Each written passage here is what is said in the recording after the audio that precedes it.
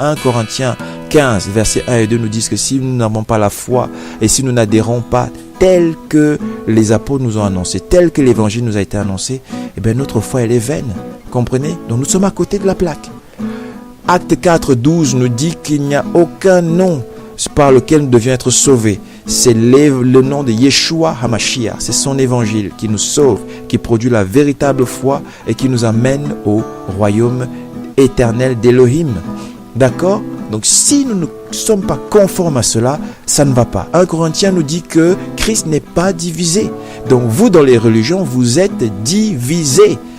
Vous n'êtes pas dans les mêmes sacs. Vous ne pouvez pas dire que vous êtes dans les mêmes sacs. Vous ne croyez pas au même Dieu. Parce que vous pensez que ce Dieu-là, par exemple, quand il vous baptise de son Saint-Esprit, il vous fait parler en langue obligatoirement. Si vous ne parlez pas en langue, vous n'êtes pas. Et ainsi de suite. Vous vous divisez à travers des fausses réflexions comme ça.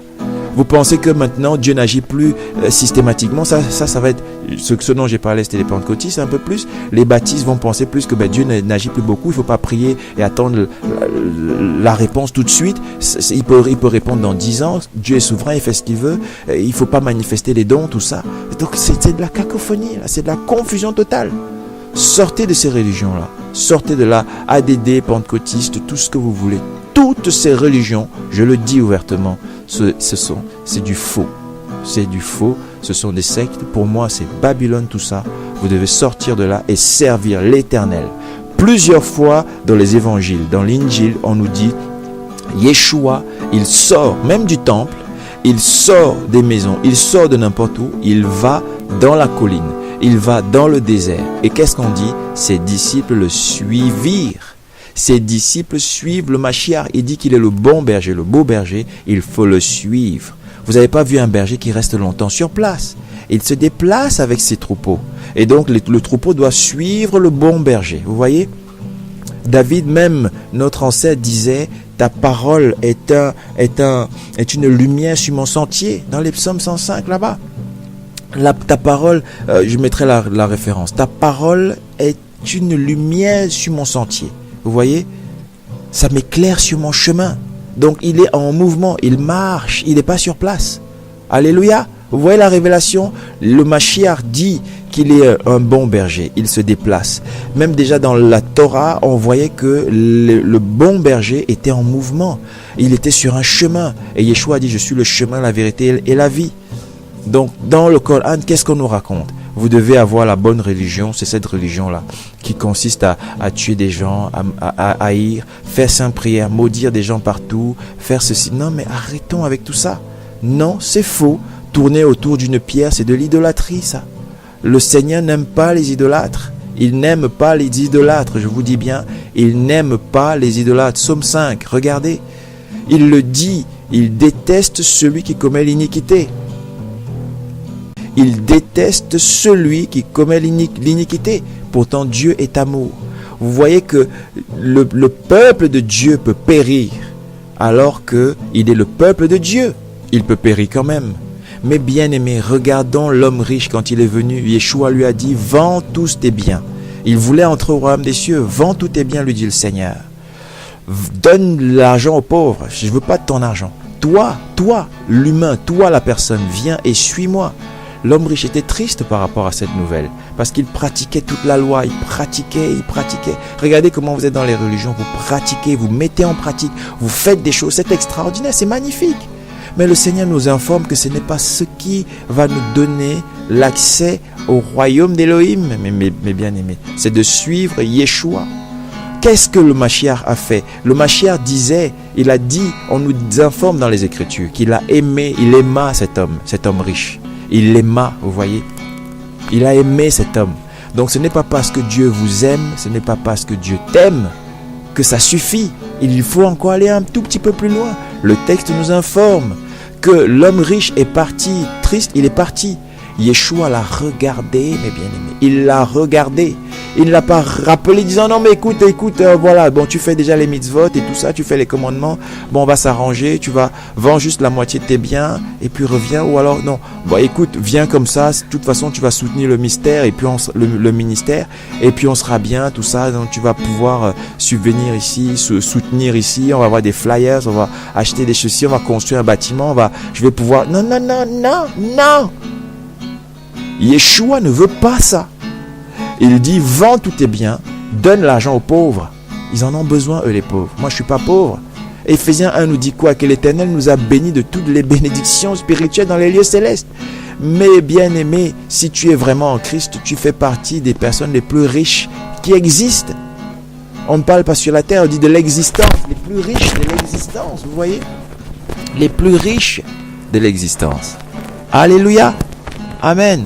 Donc maintenant, ne n'ayons plus peur, soyons sans crainte et venons à l'Éternel. Donc il nous dit, il a regardé cet homme riche partir, il ne l'a pas retenu. Sinon cet homme, il est parti. L'histoire ne nous donne pas la suite pour montrer que si vous ne faites pas ce que le Seigneur Yeshua dit, et ça ne va pas, il vous laisse partir. Bien aimé, vous vous rendez compte? Même s'il vous aime ou même s'il vous a aimé, on dit qu'il aima, on ne dit pas qu'il aime cet homme. On dit qu'il aima. Il faut bien faire attention au temps de conjugaison dans la parole de l'Éternel, Yahweh Adonai. Il faut bien faire attention. Il aima cet homme. Donc il l'a aimé, mais il le laisse partir. Vous voyez, il le regarde partir. Ils disent tout simplement, qu'est-ce qu'il est difficile pour les riches d'entrer dans le royaume d'Élohim. Donc ça veut dire, si le riche ne fait pas cela, s'il ne se débarrasse pas de tout l'attachement qu'il a à ses richesses, s'il ne se détache pas de cela, s'il ne sort pas de la conscience du manger et du boire et du bien matériel, de la réalisation ici-bas, pour entrer dans la conscience créatrice d'Élohim, qui consiste dans le dépouillement de la chair, qui consiste à être grand dans l'humilité, dans le repos du Seigneur, d'entrer dans le repos du Mashiach, d'être au pied du Seigneur Yeshua, dans la chambre haute, le considérer comme étant notre Pâques. Donc Pâques, c'est tous les jours, il n'y a pas un jour pour Pâques. Le considérer comme Christ est maître du Shabbat, notre Shabbat. Donc notre Shabbat, c'est tous les jours, il n'y a pas un jour pour le Shabbat, vous voyez.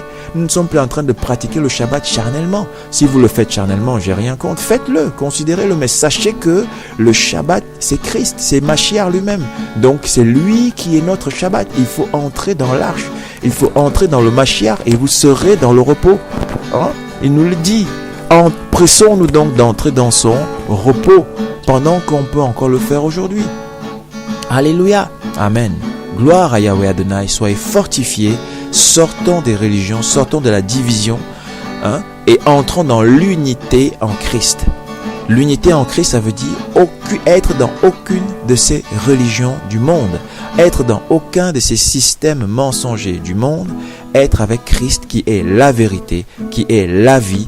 Et là, nous sommes véritablement ancrés, liés, reliés à travers l'évangile de paix du Seigneur. Nous entrons véritablement dans la conscience créatrice. Et là, nous sommes donc passés par la porte étroite et nous marchons sur le chemin étroit, tortueux et sinueux, le petit chemin, et nous marchons avec le Mashiach qui empêche nos pas de glisser, qui est la lumière sur notre sentier et qui nous guide à travers toutes les intempéries, les saisons, qui nous protège à travers toutes les armes du chrétien, les armes de l'enfant d'Élohim, comme on voit dans Jean 1,12, l'enfant d'Élohim qui a reçu, qui a cru en cette lumière véritable, qui vient pour éclairer les hommes. Éclairer quoi? Éclairer votre souillure, éclairer tous les points noirs, les points qui ne marchent pas, vous voyez, pour nous purifier, comme on l'a vu.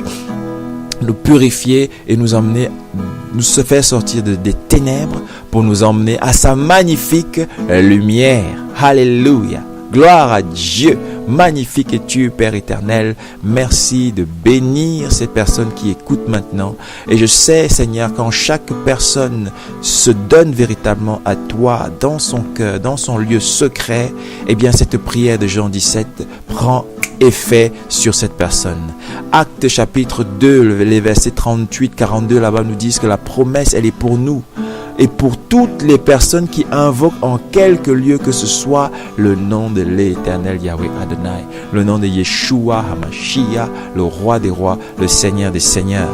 Et c'est pour nous que tu pries, que tu intercèdes aujourd'hui, Père, que tu intercèdes auprès du Père, Seigneur Yeshua.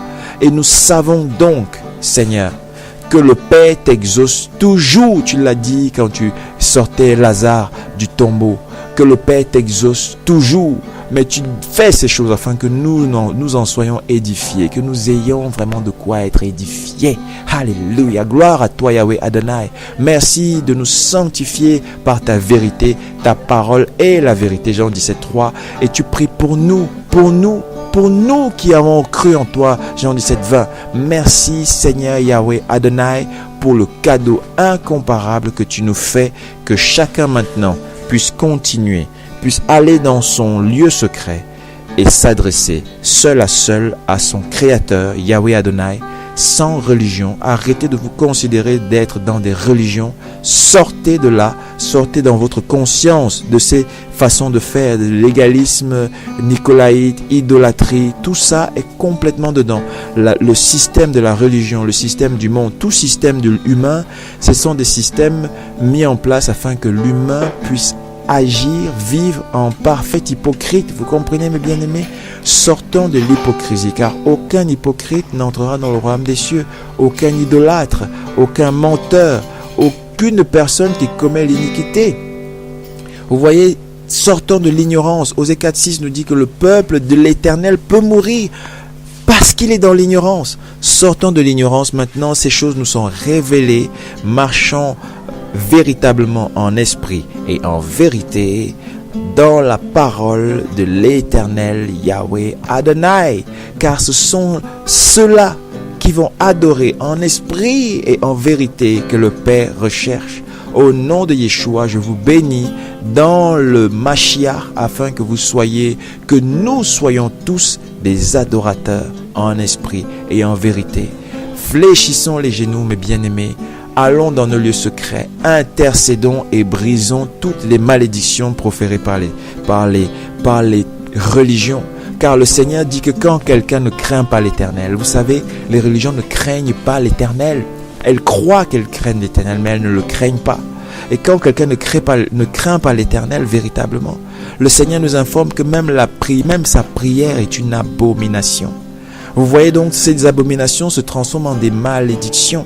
Et quand le Seigneur nous dit que la malédiction sans cause n'a pas d'effet, imaginez-vous, sans cause, ça veut dire que nous devons être justes pour ne pas mériter ces choses qui sont proclamées blasphémées.